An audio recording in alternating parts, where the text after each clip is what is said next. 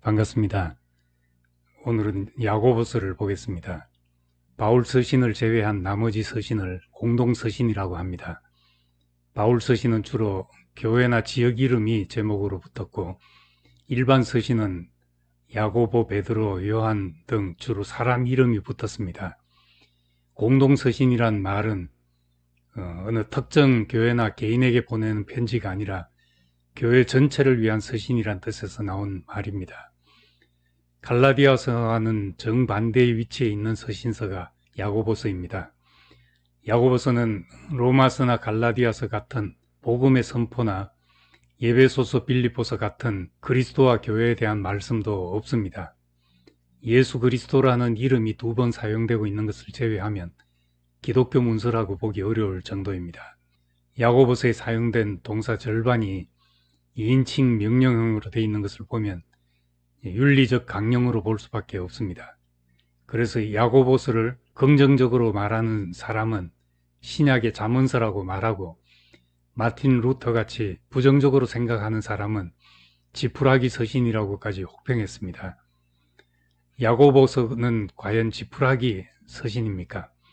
야고보서가 없다면 신약 성서는 어떤 모습이 되었을까요?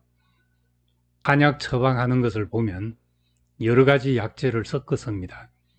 특정한 병에 약성이 있는 여러 재료를 함께 쓰기도 하지만 강한 약성을 중화시키고 조화를 이루려고 병과 관계없는 약재를 넣기도 합니다. 한의사님께 물어보니 그렇게 약재를 쓰는 것을 반좌법이라고 한답니다. 반대로 보좌해주는 약이라는 뜻입니다. 건강한 상태에는 몸의 장기들이 서로 조화를 이루고 있습니다. 그래서 약도 한쪽으로 치우치지 않도록 조화롭게 쓴다는 것입니다. 마치 야고보서가 꼭 그런 역할을 하는 서신서입니다. 복음을 전하려면 말씀을 듣고 예수를 믿어 복음을 받아들였을 때 그것이 우리 삶에 무슨 의미가 되는지를 보여줘야 합니다. 말씀과 그 결과로 나타나는 삶은 분리해서 생각할 수 없기 때문입니다. 복음이 우리를 행위의 율법으로부터 자유하게 하지만 그렇다고 행위를 다 무시하는 것이 아니라는 말입니다. 이것이 야고보서의 메시지입니다. 야고보서는 믿음으로 의롭게 된 구원에 대한 검증의 책이라고 볼 수 있습니다.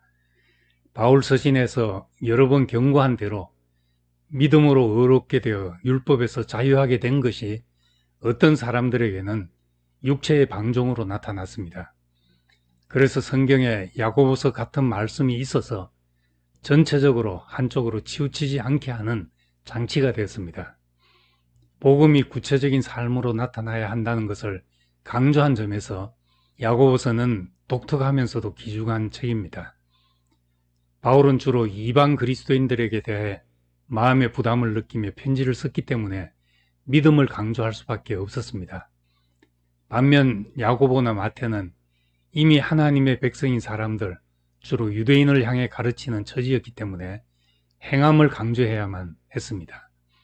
대립이나 모순이 아니라 조화와 보충을 하려는 것으로 볼 수 있습니다. 야고보서의 주제어는 단연 행함입니다. 1장에 자유롭게 하는 율법을 들여다보고 있는 자는 듣고 잊어버리는 자가 아니요 실천하는 자니 이 사람은 그 행하는 일에 복을 받으리라 하였습니다. 이것은 마태복음의 산상수훈에서 예수님이 누구든지 나의 말을 듣고 행하는 자는 그 집을 반석 위에 지은 지혜로운 사람 같으니 비가 내리고 창수가 나고 바람이 불어 그 집에 부딪히되 무너지지 아니하니 이는 주초를 반석 위에 놓은 가닥이다 한 것과 같은 말씀입니다. 2장에서는 행함이 없는 믿음 그 자체가 죽은 것이라 했습니다. 이것이 야고보서 전체 핵심 구절이라 할 수 있습니다. 만일 형제나 자매가 헐벗고 일용할 양식이 없는데 너희 중에 누구든지 그에게 평안히 가라, 덥게 하라, 배부르게 하라 하며 그 몸에 쓸 것을 주지 아니하면 무슨 유익이 있으리요? 행함이 없는 것이 이와 같다고 한 것입니다. 이것은 마태복음에서 그들의 열매로 그들을 알리라. 나더러 주여 주여 하는 자마다 다 천국에 들어갈 것이 아니요 다만 하늘에 계신 내 아버지의 뜻대로 행하는 자라야 들어가리라 하신 말씀과 같은 맥락입니다. 3장에 가서는 말에 대해 교훈을 주고 있습니다. 말에 실수가 없는 자가 온전한 사람이다. 그러므로 혀를 잘 다스려야 한다. 야고보는 말도 사람의 행위 중 중요한 영역으로 보았습니다. 야고보서의 두 번째 주제어라고 생각되는 단어는 지혜입니다.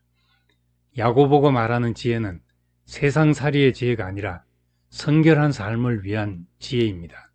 3장에 지혜롭고 분별력 있는 사람은 선한 행실을 통해 지혜에서 나오는 온유함으로 자기 행위를 보이는 사람이라고 말합니다. 오직 위로부터 난 지혜는 첫째 성결하고 다음에 화평하고 관용하고 양순하며 긍휼과 선한 열매가 가득하고 편견과 거짓이 없다고 말합니다. 영적 생활에서 지혜는 겸손하게 자기를 낮추는 것이고 율법에 대해서는 율법으로 판단과 비방을 하지 않는 것이 지혜이며 세상을 살면서는 허탄한 것을 않는 것이 지혜라고 말합니다. 야고보는 구원받기 위한 수단으로 도덕적인 행함을 제시한 것이 아닙니다. 이미 하나님의 백성이 된 사람들의 삶의 방향을 제시하려는 것이기 때문에 율법을 복음의 적이 아닌 유익한 친구라고 생각하고 있습니다. 시편 기자가 주의 말씀은 내 발의 등이요 내 길의 빛입니다 한 말씀처럼 야고보서 말씀도 우리 삶의 좋은 길잡이가 될 것입니다. 감사합니다.